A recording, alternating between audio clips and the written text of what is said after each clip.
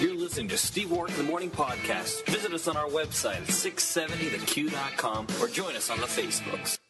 And we're going to start getting into the down and dirty, the nitty gritty. Mr. Williams, we thank you for being with us for another segment, and thank you for your willingness to tell your story, my friend. We were talking about the lieutenant governor's race. Right. That brought in a very sinister little character that is talked about widely in Daxton Brown's book, and that's the brothel owner and pimp Joe Conforte. And Joe had a special place in his heart for Harry Reid. Well, or a special place in his pocket. This guy was a real character. As you know, he's living in Brazil in a penthouse in Brazil. He's a federal fugitive. That's right.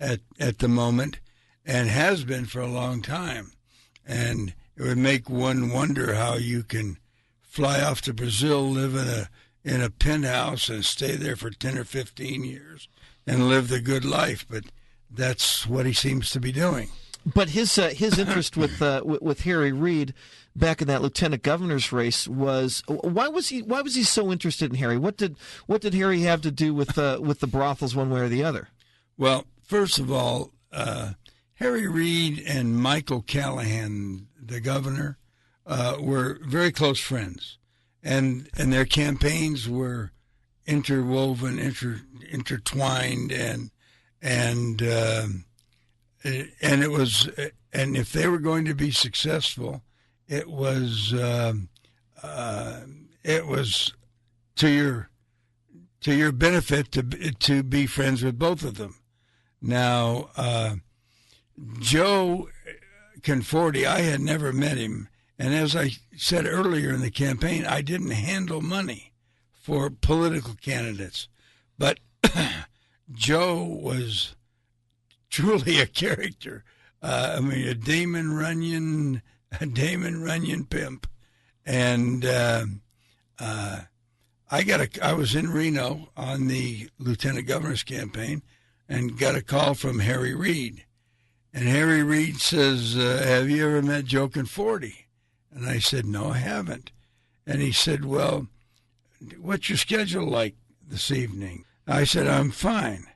And he said, "Well, Joe would like to meet you down at the River House." So I said, I have no problem meeting him.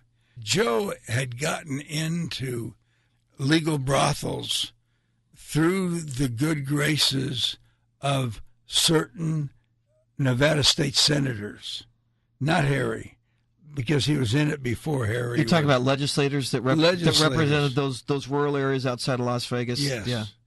Of course, he had a lot of trouble with Bill Raggio, who was the district attorney at the time, but he was able to work through that somehow. And I think, if my memory serves, Raggio burnt down one of his whorehouses. And anyway, that had been worked out, and Joe gave money to a lot of people. But Harry Reid called you and wanted you to go down to the River House to meet with right. Joe under the auspices of getting something. Well, Harry Reid, when you're talking about a guy like this, you don't say a lot on the telephone. Right. So he says, "Would you go down and meet with him?" And I said, "Certainly." So I actually was interested in meeting with the guy. Sure. Because I had heard that he used to make the line, the betting line for sports books, for Nevada politics. And then he would post the line at the little Waldorf restaurant. And Joe would go in there and pin up the odds. And Joe turned out to be a real political junkie. I mean, he loved everything about politics. And we talked for a while, and then I said, "Listen, Harry said that, you wanted to talk to him, but he was unavailable, so that you would talk to me." So we went to, he said, "Yeah, come on." We got up.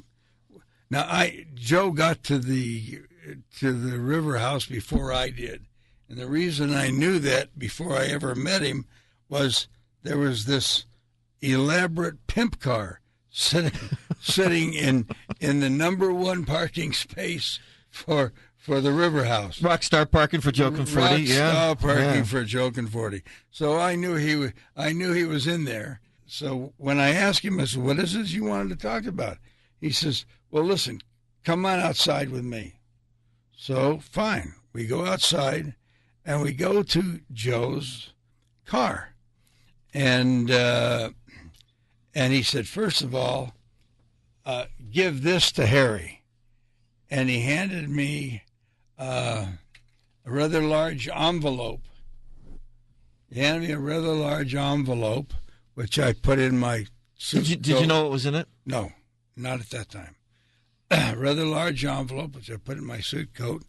And he says, "And now I have something I want you to tell Harry about so he can see that I'm really behind him." He opened up his trunk, and his trunk was full to overflowing with absentee ballots. Wow. And were they empty or filled out, or? Well, he said they were all filled out and invited me to open any or as many as I wished so that he could see, so that I could see they were marked for Harry Reid, and that I could tell Harry Reid that he had hundreds of votes in the back of his car. Highly illegal. Is it? Yeah.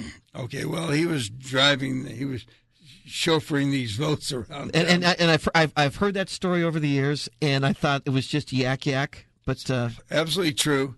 And he told me, just reach in, grab anything you want, open it up. Absolutely amazing. Open it up.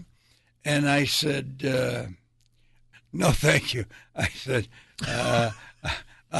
I'll take your word for it, but I'm not touching those absentee ballots. Amazing. I don't want my fingerprints on them.